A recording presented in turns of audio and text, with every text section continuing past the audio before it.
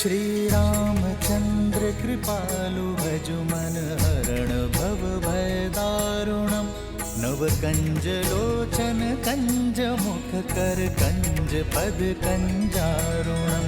भगवान के अवतार का केवल नहीं गुणगान है, कैसे नारायण बने नर इसका पावन ज्ञान है। श्री राम श्री राम श्री राम श्री राम।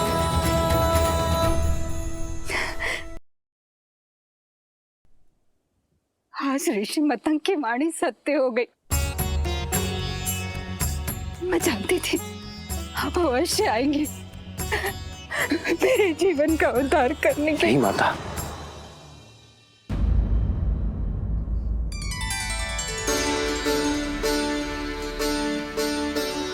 आप मेरे लिए माता समान हैं और मां पुत्रों के पग नहीं छूती, वो उन्हें आशीष देती है। माता, आपने आपने मुझे माता कहा। जो बरसों अपने पुत्र की प्रतीक्षा करे, जो उसके सत्कार के लिए सदैव तत्पर हो, उसे माता नहीं तो क्या कहूं माता।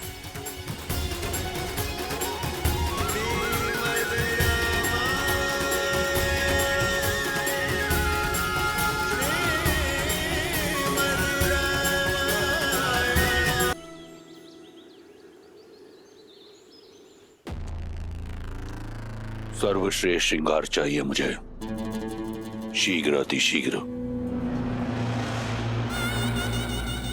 मैं सीता को अपना बनाने के लिए अति उत्सुक हूं।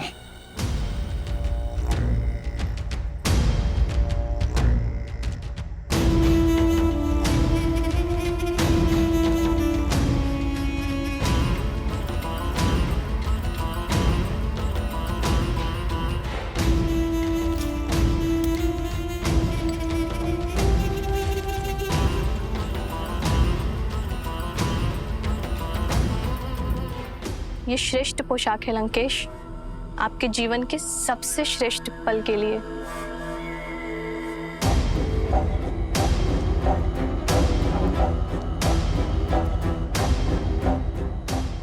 लंकेश्वर सज है अपनी बहन के प्रतिकार और अपनी परीक्षा के पुरस्कार दोनों के लिए।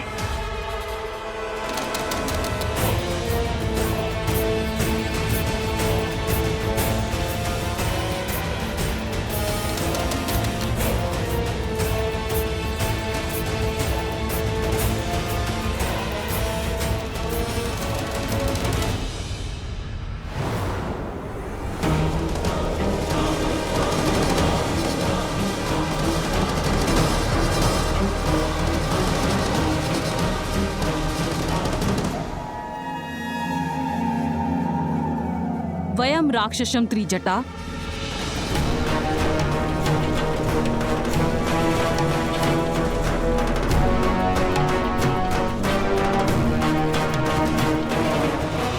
ऐसे होगी राक्षस जाति की रक्षा। मुझे तुम्हारा अभिवादन नहीं चाहिए, मुझे सीता की स्वीकृति चाहिए। मंडप सजा हुआ है, ये अभी तक सज्ज क्यों नहीं हुई है? मैंने बहुत प्रयास किया। अत्यंत हठी है ये, न भयभीत होती है और न प्रश्न का उत्तर देती है, एक चट्टान की तरह अटल है। रूपवती हो, कदाचित इसीलिए अब तक जीवित हो, अन्यथा लंकेश को प्रतीक्षा कराने का दंड मृत्यु होता है। चलो सज्ज हो जाओ। एक पतिव्रता केवल अपने पति के नाम के वस्त्र पहनती है। मेरा श्रृंगार, मेरा आभूषण, मेरे राम का प्रेम है। स्वर्ण लंका की महारानी बनने का स्वर्णिम अवसर मिल रहा है, मूर्ख। जिसे तुम स्वर्णिम अवसर कह रही हो, वो मेरे लिए दुर्भाग्य का निमंत्रण है। कह दो अपने लंकेश से जिस सीता को वो पाना चाहते हैं वो केवल श्री राम की है। मूर्ख स्त्री, तू बातों से नहीं बल से ही मानेगी।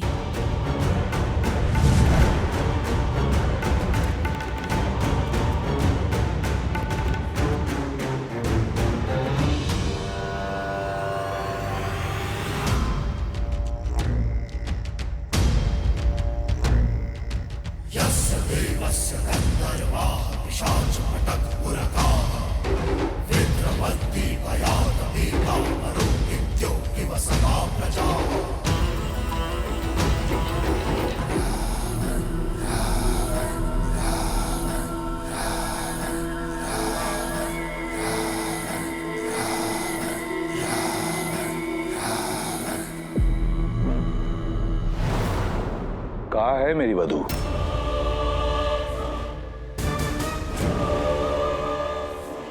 एक महामंत्री का मौन राजा और राज्य दोनों के लिए पतन का कारण होता है। प्रहस्त, उत्तर दो।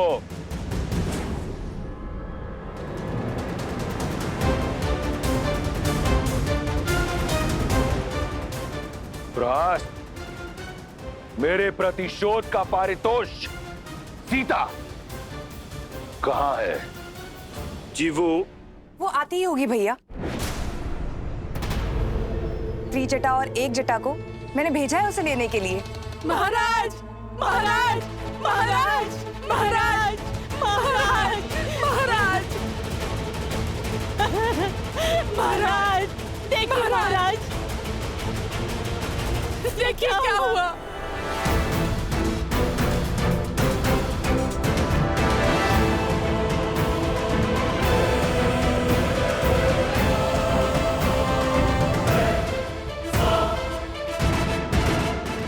कैसे हुआ ये सब?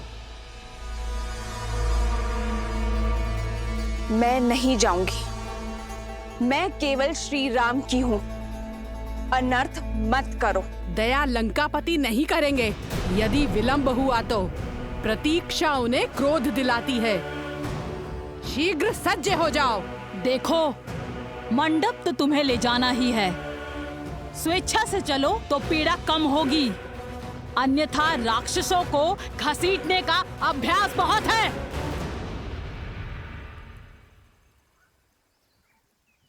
श्री राम, श्री राम।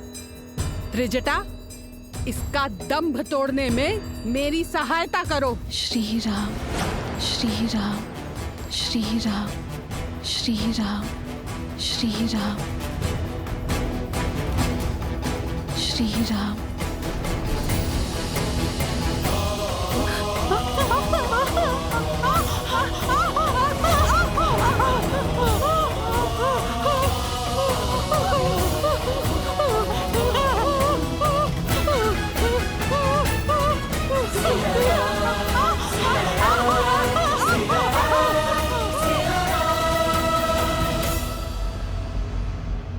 महाराज, बलपूर्वक उसे घसीट के लाने का प्रयास कर रहे थे हम। उसके स्पर्श मात्र से ही हमारे हाथ। एक क्षण।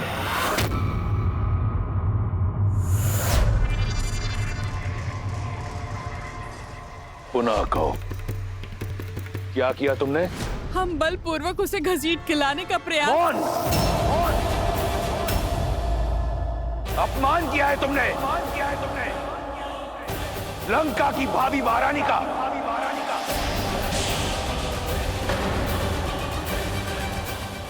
स्मरण रहे, मेरा विवाह होना है उससे।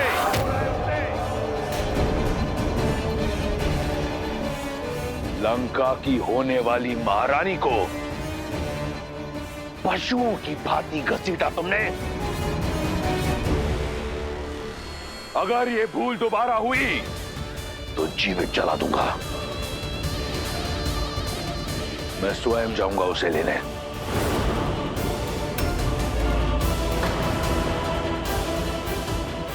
ये एक वर का कर्तव्य भी है और धर्म भी। सावधान लंकेश, बुद्धिमान व्यक्ति संकटों को पहचान कर भविष्य का निर्णय लेता है। एक पतिव्रता स्त्री की पवित्रता को मत ललकारिए।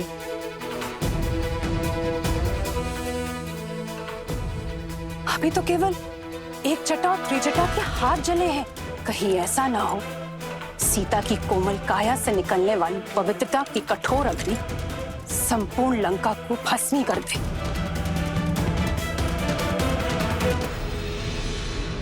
अभी भी समय है, सीता लौटा दीजिए राम को।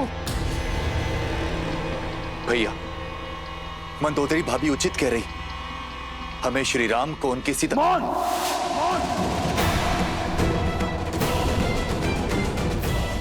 परामर्श नहीं मांगा मैंने,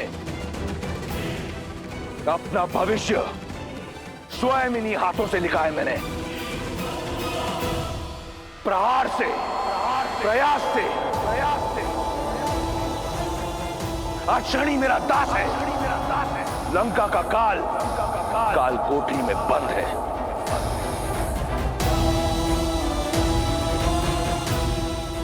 और अपनी भाग्य रेखा में मैं सीता को स्वयं लिख चुका हूं।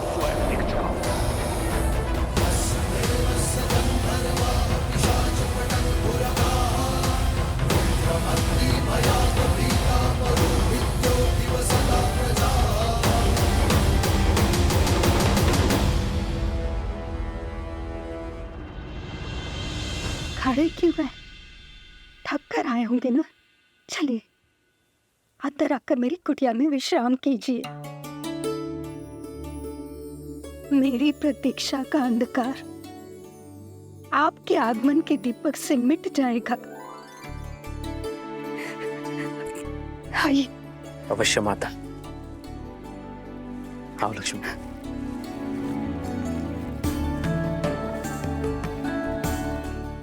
आइए।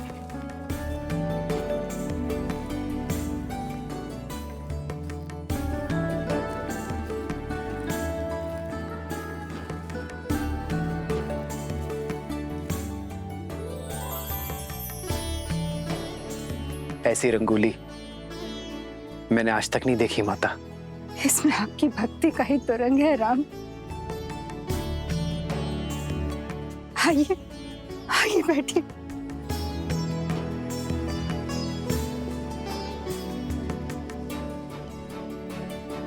वर्षों से आपके आगमन की प्रतीक्षा करती रही। यदि सत्कार में कोई त्रुटि हो जाए तो मुझे क्षमा करें राम। माँ की ममता हर कमी पूरी कर देती है। आपको क्षमा मांगने की कोई आवश्यकता नहीं है।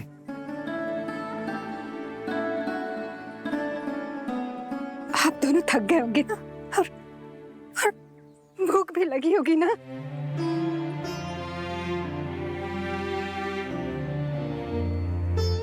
हाँ माता, भूख तो बहुत लगी है। कुछ खिलाइए ना।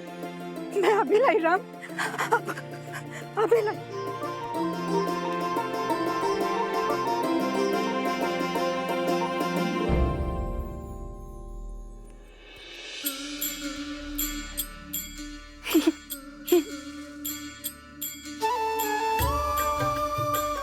ये खाइए राम।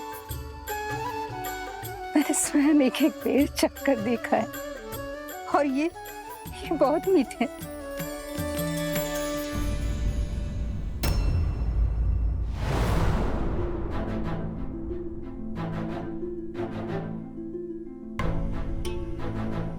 अतिथि को झूठे भेर खिलाएंगी आप?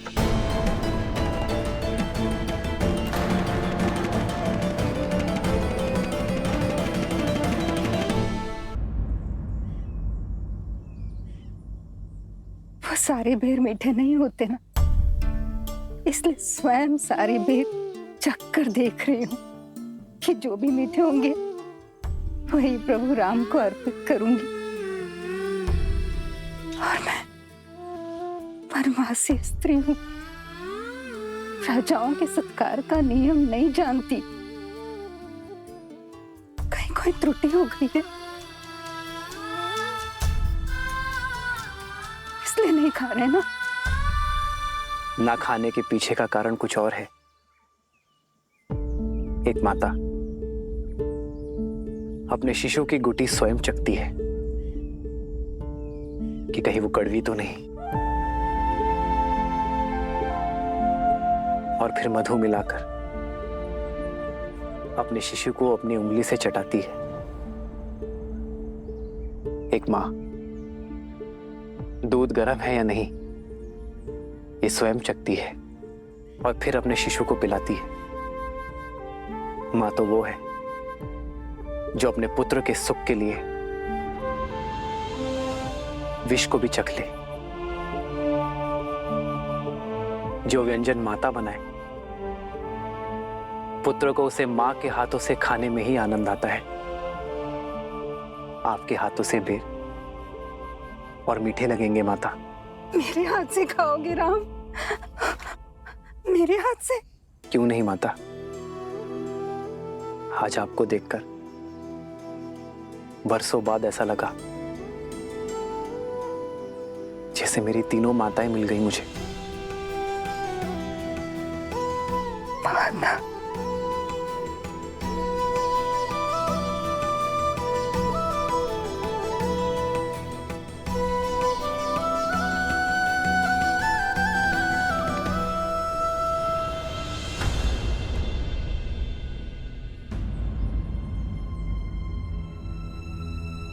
क्या हुआ माता,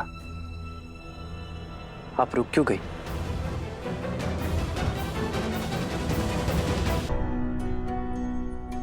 मैं एक साधारण सी वनवासी स्त्री हूँ और आप अयोध्या के राजकुमार। मैं आपको ये बेर कैसे खिला सकती हूँ? गुरुदेव मदन के आश्रम में मुझे ज्ञान तो मिला, किंतु अपने कुल के कारण स्वीकृति, और इसीलिए मुझे ऋषिमुख पर्वत छोड़ यहाँ आना पड़ा, एकाकी जीवन बिताना पड़ा। यदि आपको छुआ तो आप कहीं मलिन न हो जाए। एक माता तो अपने शिशु को काजल का टीका लगाती है लोगों की मलिन दृष्टि से बचाने के लिए। भला उस माता के छूने से पुत्र मलिन कैसे होगा? प्रेम तो पारस है जो मलिन को भी पवित्र बना दे। फिर यह महत्वपूर्ण नहीं कि कौन किस रूप में, किस घर में, किस कुल में जन्मा है। महत्व तो कर्मों का है माता। तो अपने ही पुत्र को अपने हाथों से खिलाने में कैसी झिझक माता? खिलाइए ना।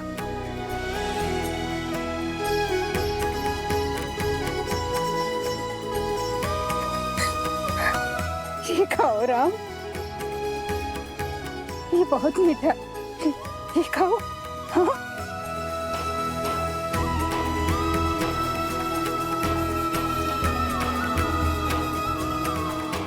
सच में माता,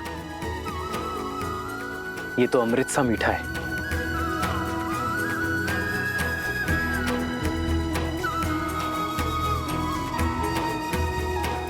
लो लक्ष्मण, माता के हाथ का प्रेम और स्वाद है इसमें, खाओ।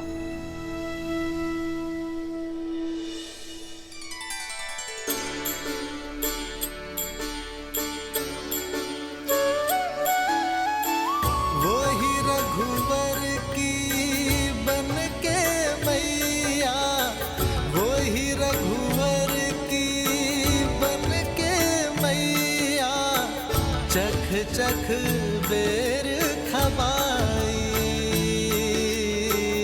चख चख बेर खबाई। भज मन राम नाम सुखदाई। वयम रक्षामः, दशों लोकों के स्वामी, चारों दिशाओं के कर्ता धर्ता, काल के काल, लंका नरेश दशानन रावण पधार रहे हैं।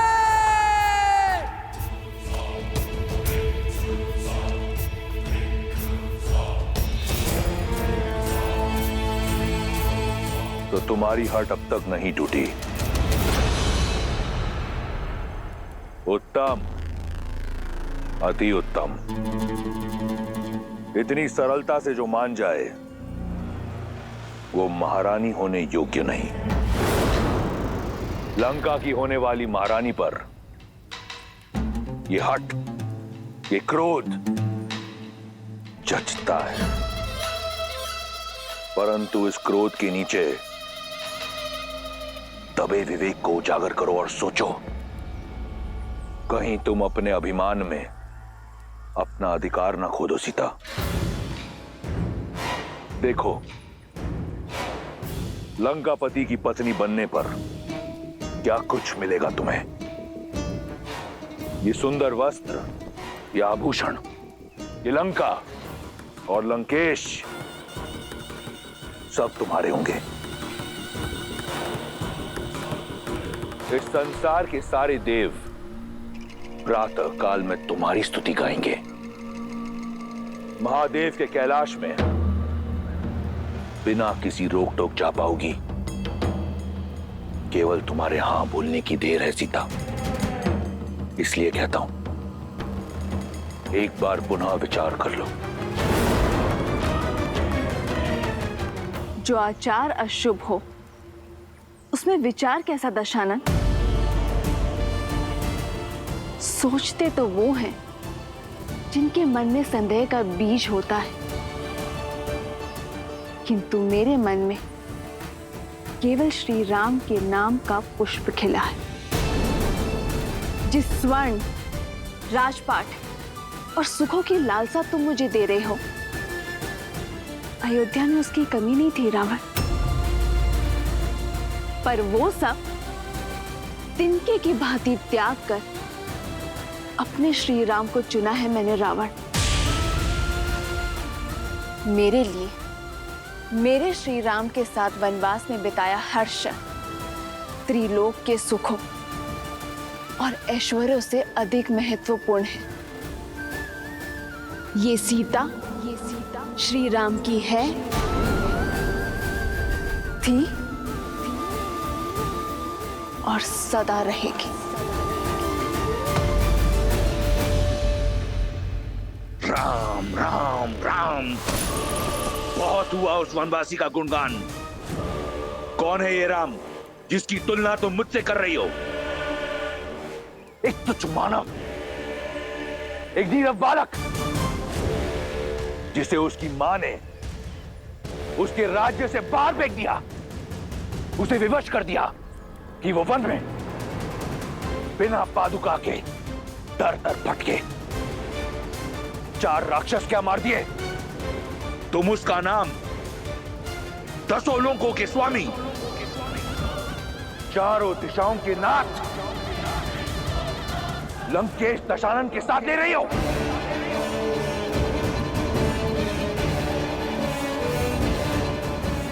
कुछ नहीं है वो, केवल एक नाम है, राम।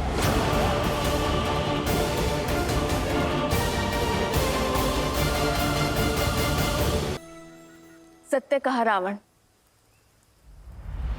राम का नाम तुम्हारे नाम के साथ नहीं लिया जा सकता, क्योंकि राम वो नहीं है जो अपने परिजनों पर अत्याचार करके सुख पर अधिकार प्राप्त करे।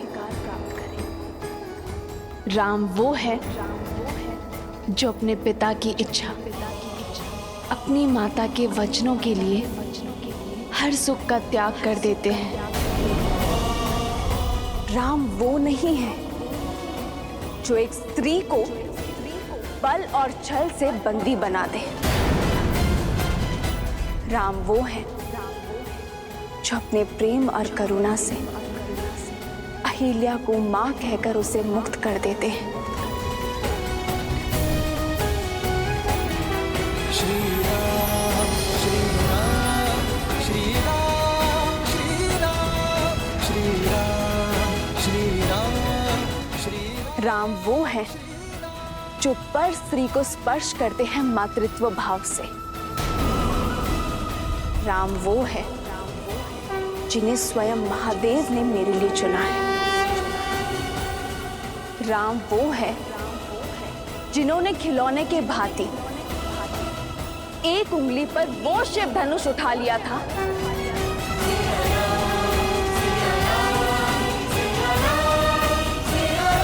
जिसके बल के तले तुम दब गए थे। कुछ स्मरण आया?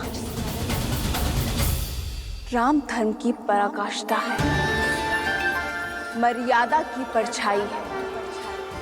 राम वो बल है जिन्होंने तुम्हारे भाई खर और भूषण के साथ साथ 14 सहस्त्र राक्षसों को निर्बल कर दिया था।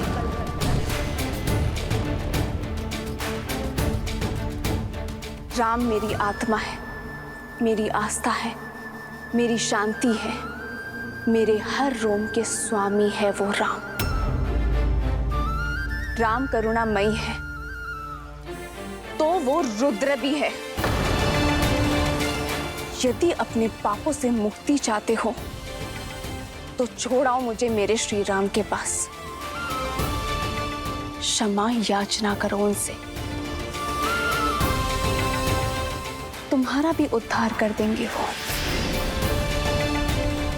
अन्यथा तुम्हारा अभिमान तुम्हारे साथ साथ संपूर्ण राक्षस कुल को लील जाएगा।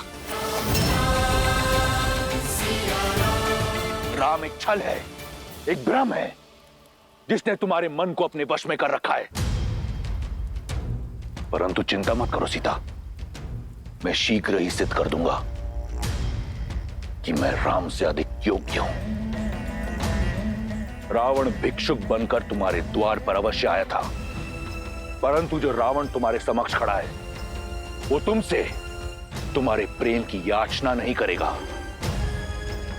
वो रावण विवश कर देगा तुम्हें रावण के समक्ष नतमस्तक होने को।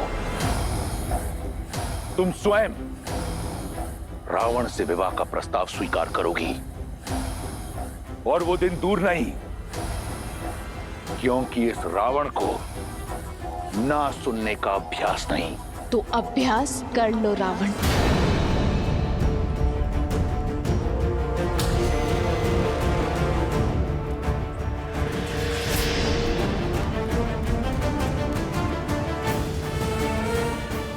क्योंकि जब तक इस देह में प्राण है, सीता की हर श्वास में केवल श्री राम है।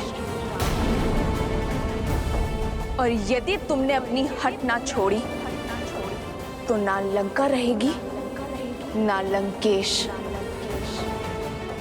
ना तुम्हारा अस्तित्व रहेगा और ना तुम्हारा व्यक्तित्व।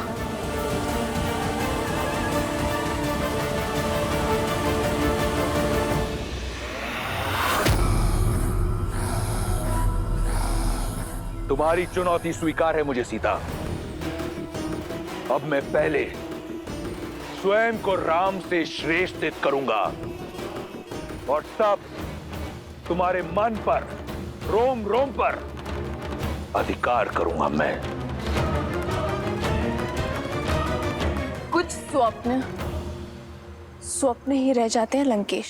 रावण वो सत्य है जो भ्रम को ब्रह्मा बना देता है। ये स्वप्न अवश्य सत्य होगा। जिसे तुम कल्पना समझ रही हो वो भविष्य होगा तुम्हारा सीता। ये वचन है मेरा।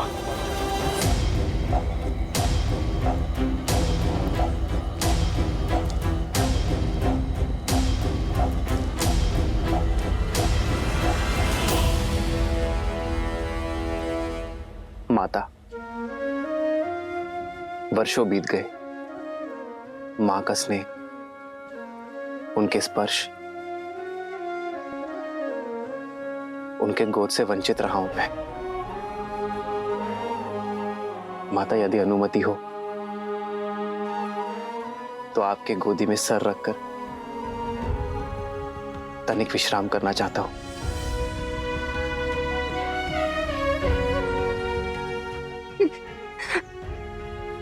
राम,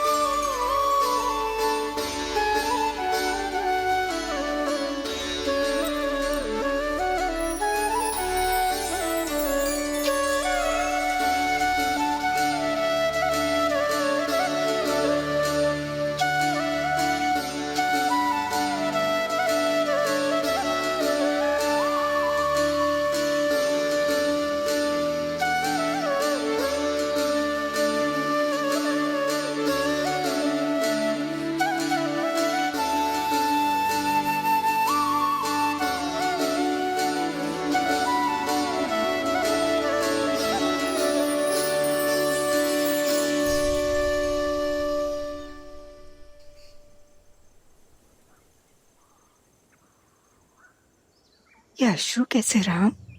सीता, मेरी धर्मपत्नी, उसकी स्मृति की पीड़ा मेरे नेत्रों के मार्ग से बाहर आ गई माँ। तो उनसे मिला ये? कहाँ है वो? इसी प्रश्न की तो खोज में हूं मैं माँ। उस दुष्ट रावण ने उसका अपहरण कर लिया है।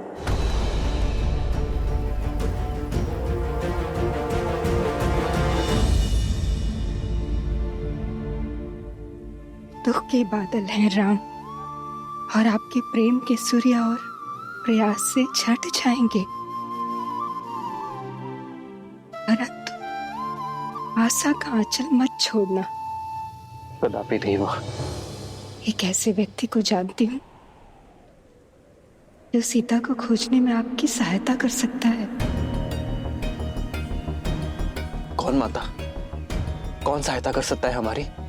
वानरों की भूतपूर्व राजा सुग्रीव, जो अपने भाई से छुपकर ऋषिमुख पर्वत की शरण में रहते हैं।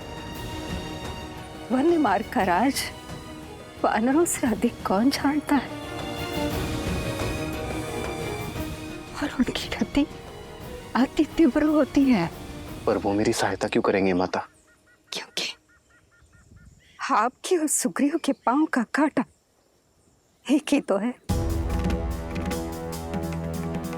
रावण ने छलपूर्वक देवी सीता का हरण किया, और वहीं बाली ने सुग्रीव की पत्नी रूमा को बंदी बनाकर रखा है। और जब कष्ट एक हो, दुख एक हो, प्रहार एक हो, तो लक्ष्य भी एक ही हो जाता है। और एक ही संकट से घिरे दो व्यक्ति मित्र बन जाते हैं। आप सुग्रीव की सहायता कर सकते हैं और सुग्रीव आपकी। मुझे पूरी आशा है कि सुग्रीव और आपकी मित्रता आपके लक्ष्य को पूरा करेगी। मैं शीघ्र ही उनसे मिलने जाता हूं माता। हमें आज्ञा दीजिए।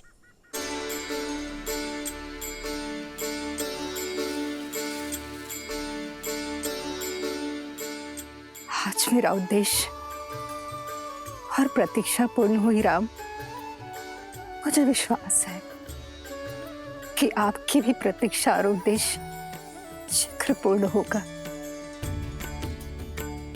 जिस उद्देश्य से मैंने ब्रह्मलोक त्यागा था, वो उद्देश्य पूरा हुआ। मेरे साथ आपके प्रवास ने संसार को ये सीख दे दी है कि कोई भी व्यक्ति अपने कुल से नहीं, अपनी भक्ति, अपने उद्देश्य और भाव से बड़ा होता है राम। मुझे भी संसार से मुक्ति की आज्ञा दे राम, आज्ञा दे। और मुझे विश्वास है कि आप भी देवी सीता की प्रतीक्षा का अंत उसी तरह करेंगे जैसे मेरी प्रतीक्षा का अंत किया। राम नाम सुखदाई।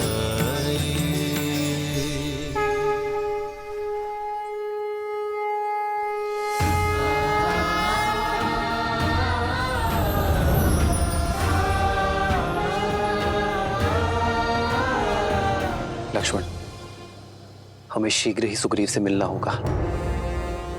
ऋषिमुख पर्वत की ओर प्रस्थान करना चाहिए।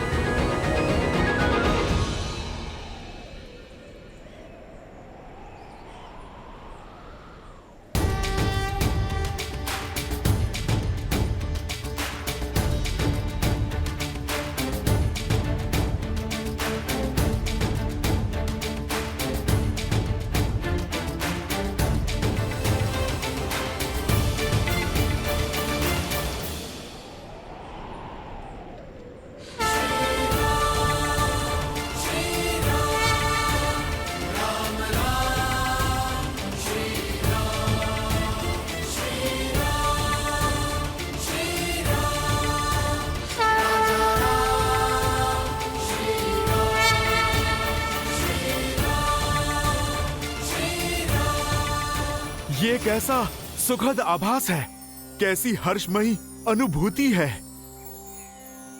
जैसे मेरी वर्षों की प्रतीक्षा का अंत होने वाला है, जैसे मेरे प्रभु श्री राम का आगमन होने को है। हो मंगल भवन मंगल हारी, द्रवहु सुदशरथ अजर बिहारी।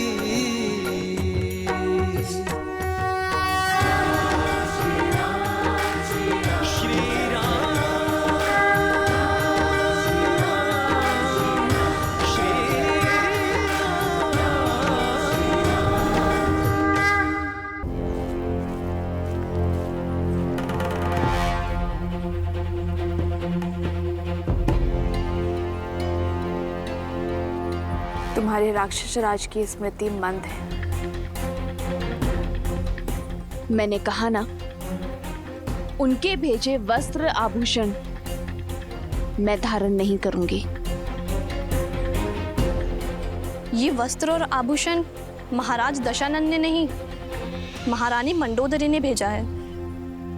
उनकी विनती है कि आप इन्हें स्वीकार कर पूरे राज सुख से यहाँ रहें।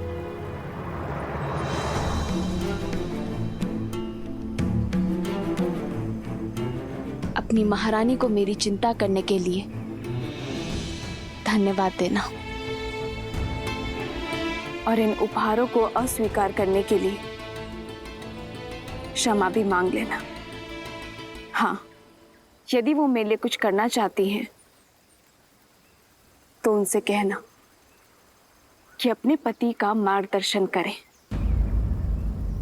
उन्हें धर्म का पथ दिखाए, क्योंकि वो जो कर रहे हैं वो अधर्म है।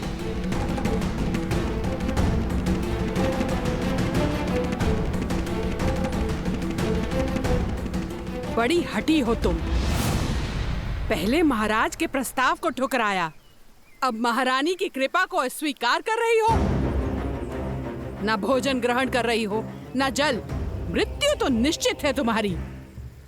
या तो तुम भूख से मरोगी, नहीं तो तुम महाराज के कोप से हमारा आहार बनोगी।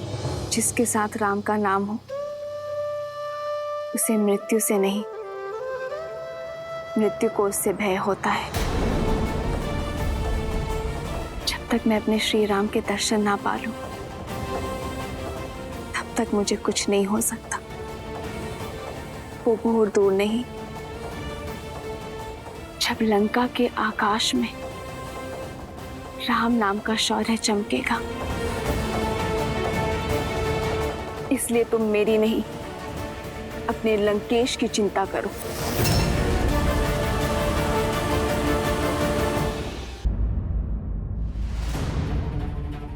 वानर श्रेष्ठ, वानर श्रेष्ठ। क्या हुआ नल? तुम्हारे मुख पर इतनी चिंता क्यों? समाचार ही चिंतित कर देने वाला है महाराज। दो अपरिचित मनुष्य आपको खोजते हुए ऋषमुख पर्वत की ओर बढ़ रहे हैं। मुझे खोजते हो? स्पष्ट कहो, क्या देखा तुमने? गुप्तचर, वे दोनों वन में यहाँ वहाँ घूम रहे थे और कह रहे थे आपको शीघ्र ही खोजना है। लक्ष्मण, हमें शीघ्र अतिशीघ्र महाराज सुग्रीव को खोजना होगा। वो यही ऋषमुख पर्वत में कहीं छुपे होंगे। उनके मुख पर व्याकुलता थी। ऐसा प्रतीत होता है आपको खोज लेना अति आवश्यक है महाराज। इतनी अधीरता केवल 2 बार आन पड़ती है, जब कोई विशेष याचना हो या फिर कोई योजना को पूर्ण करना हो। दिखने में कैसे थे वो दोनों? मुख पर सूर्य सा तेज, आंखों में चंद्रमा सी सौम्यता। वेश वनवासी का है, किंतु कंधों पर धनुष धारण किए हुए हैं। तुम्हारे वर्णन से कोई दिव्य कुमार प्रतीत होते हैं। महाराज सुग्रीव, कभी कभी संदेह की छटा सत्य को धूमिल कर देती है। तात जामवंत, यदि वो वनवासी है तो ये बताइए कि उन्होंने धनुष क्यों रखा है? महाराज, आपका संदेह उचित है। लगता है बाली ने कोई छल किया हो। उन दोनों गुप्तचरों को वनवासी का वेश धरकर भेजा हो। स्वयं नहीं आ सकते, आपके लिए हथियारे भेजे हो जो अवसर मिलते ही प्रहार करके आपको मार सकते हो।